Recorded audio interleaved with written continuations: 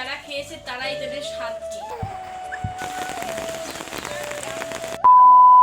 Good morning. দেখো আমাদের এদিকে কিন্তু সকাল থেকে বৃষ্টি শুরু হয়ে গেছে, খুব প্রবল বৃষ্টি। দেখো বন্যার মতো হয়ে গেছে আমাদের এলাকায়। সবাইকে আজকে প্রাতন শোনাতে নিয়ে ভিডিওটা স্টার্ট করছি। তোমরা হয়তো বুঝতে পারছো না আমাদের খুব বন্যা হচ্ছে। আর দেখো বন্যাতে আমাদের বাড়ি ঘর সব চলে গেছে।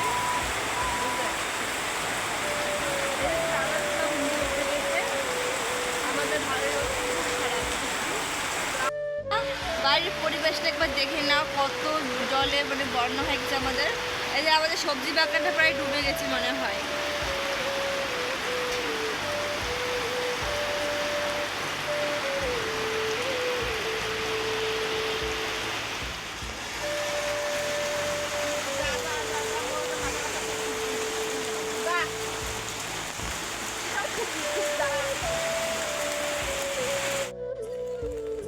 এখন কিন্তু আমি একটু বৃষ্টির মধ্যে হেঁটে বেড়াবো আর তোমাদেরকে দেখাবো আমাদের মানে গ্রামের পরিবেশ কেমন হয়।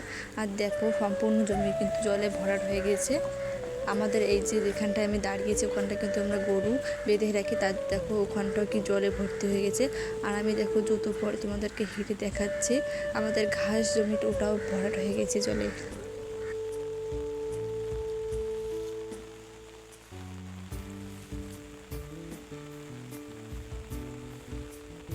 দেখো আমাদের জমিটা প্রায় ভরাট হয়ে গেছে জলে। এই যে আমাদের এই জমিটা সম্পূর্ণ আমাদের জলে ভরাট হয়ে গেছে।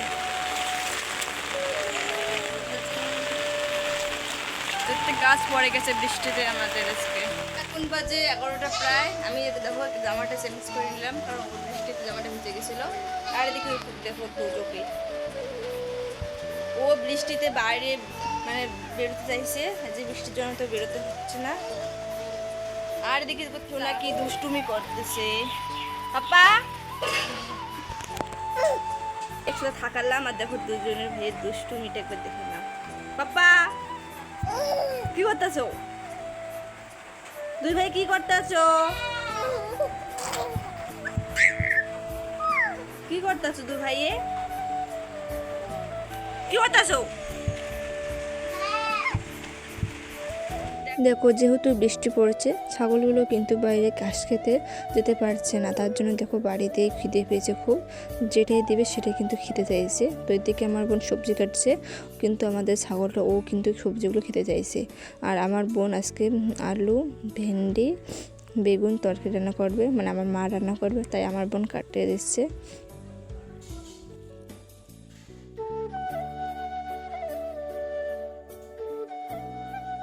আর এগুলো হচ্ছে আটার ডালা, সকালে মানে অনেকগুলো ভিজেছে, তার মধ্যে অর্ধেক খেয়ে নিয়েছে আর দুটো আছে এগুলো তরু তাতানের। আর বাকি আটাটুকু মানে রেখেছি, এগুলো সন্ধ্যাবেলা ভেজে রাখবো।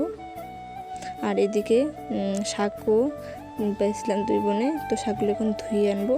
এগুলো হচ্ছে লাউ শাক আর কুমড়ো শাক, এগুলো মানে রান্না করা হবে। আর দেখো বৃষ্টির দিনে বাড়ি ঘরে কী অবস্থা হয়, সারা টারে জামা কাপড়ে ভর্তি। সত্যি গ্রামের বৃষ্টি হলে আমাদের কি অবস্থা হয় তাই না? দেখো সারা টারে জামা কাপড়ে মার কাপড় সব ভর্তি হয়ে যায়। আর দেখো আমাদের ঘরটাও কি অবস্থা হয়ে গেছে। এদিকে আমাদের জামা, এদিকে আবার তোর দাদানের জামা দেখো বিছানায় রাখা হয়েছে, এগুলো কিন্তু ভিজা জামা, যেহেতু রোদ হচ্ছে না তার জন্য দেখো বিছানায় রাখা হয়েছে। আর দেখো ঘরগুলোর কি অবস্থা খারাপ হয়েছে, ঘরের মধ্যেই ক্যাথা আর লেপগুলো শুকিয়ে রাখা হয়েছে, যেহেতু সন্ধ্যাবেলা লাগবেই।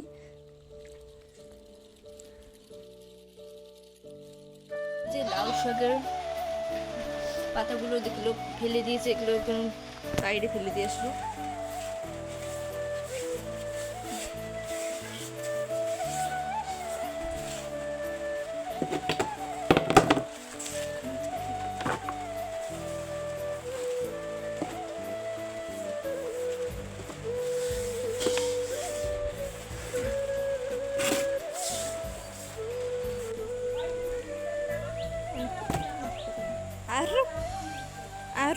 তো বললাম যে বৃষ্টি হলে দেখো আমাদের ছাগলগুলোর কি খারাপ অবস্থা হয়।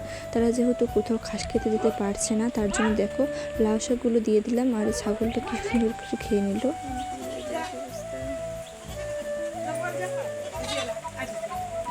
বাইরে বাইরে বেরোলাম জাস্ট 12টা বাজে। 12টার পরে বাড়ি থেকে একটু বেরোলাম এই যে চারপাশটা একটু ঘুরতে। আর আমাদের বাড়িতে অনেক মানে জমিগুলোতে অনেক জলে ভর্তি হয়ে গেছে। দেখো এই জমিটা জলে ভর্তি হয়ে গেছে।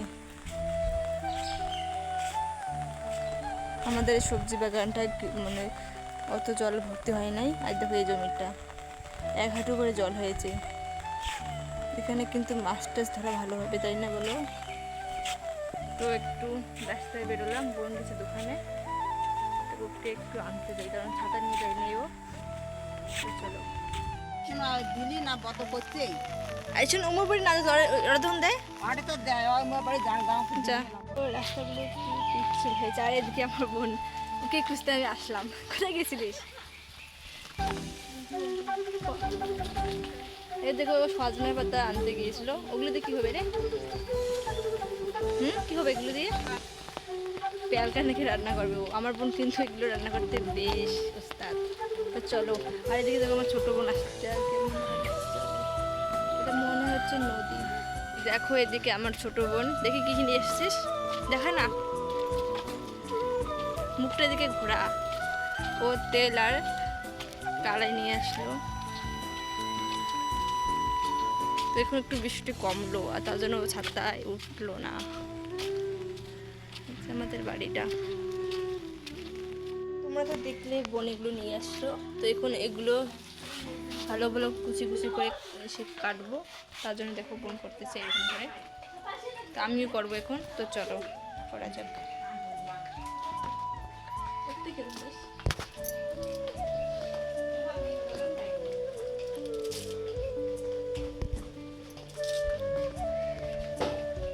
আজকে কিন্তু আমরা রান্না করিনি, আজকে রান্না করেছে আমার মা।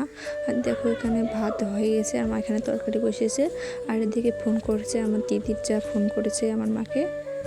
আর মা দিয়ে ফোন করছে আর ভাত রান্না করতেছে।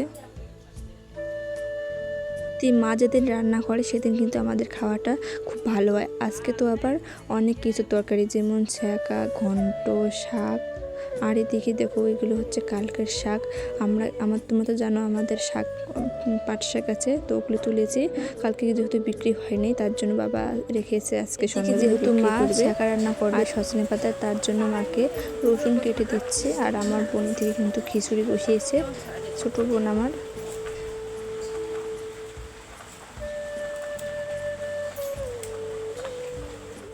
এই যে সজনে পাতার পেলকার সাথে সাথে কিন্তু এই কচু পাতা নাকি দিতে হয়, তার জন্য কচু পাতা লাগবে। তার জন্য কচু পাতা ছিঁড়তে এলাম।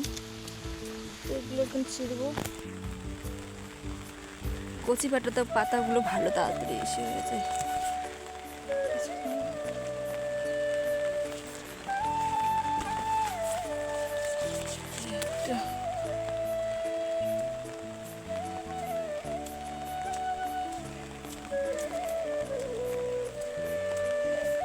দেখো কচুর গাছে একটা কচুর ফুল হয়েছে, এই যে একটা কচুর ফুল হয়েছে।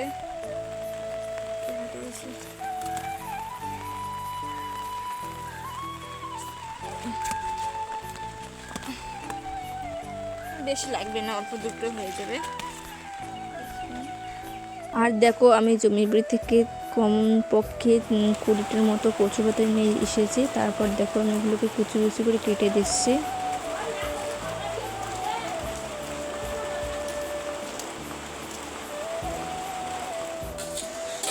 আর এদিকে বোন খিচুড়ি রান্না করতেছে। এখানে কিন্তু অনেক কিছু দিয়েছে, লাউ শাক, গোপাল খিচুড়ি রান্না করতেছে।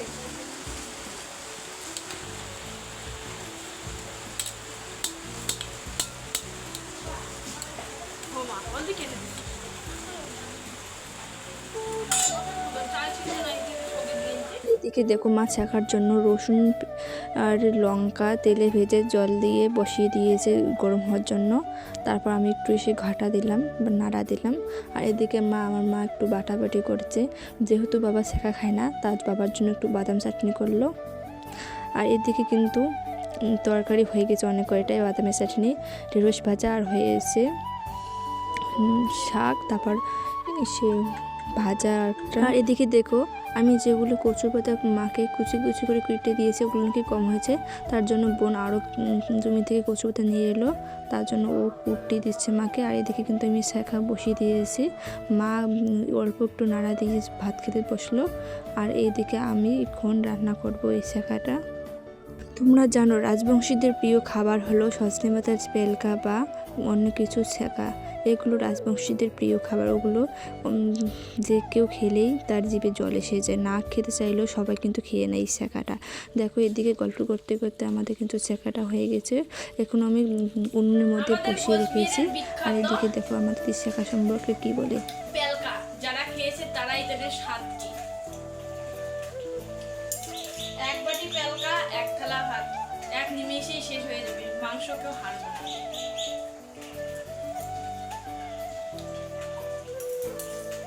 ভীষণ টেস্টি হয় খেতে।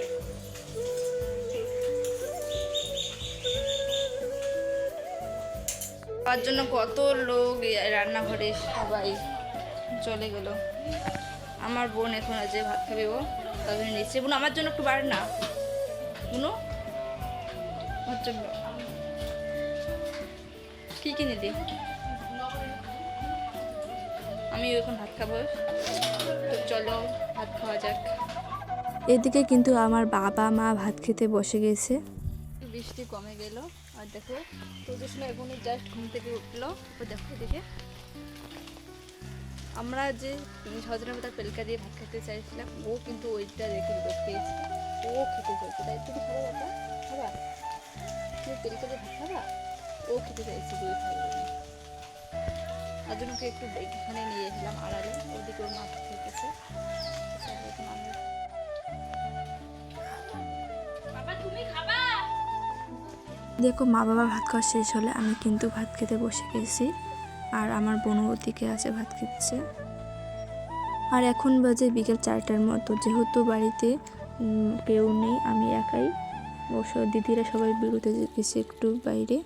এদিকে আমি যেহেতু আমার টিউশন পড়াতে হবে, তার জন্য আমার বোন যেহেতু খিচুড়ি রান্না করলো তাই একটু খেয়ে নিচ্ছি। খিচুড়িটা কিন্তু ভালো হয়েছে, কারণ ওখানে অনেক কিছু দিয়েছে, যেমন লাউ পাতা, তারপর পটল, আলু সব দিয়েছে বলে ভালো হয়েছে খিচুড়িটা।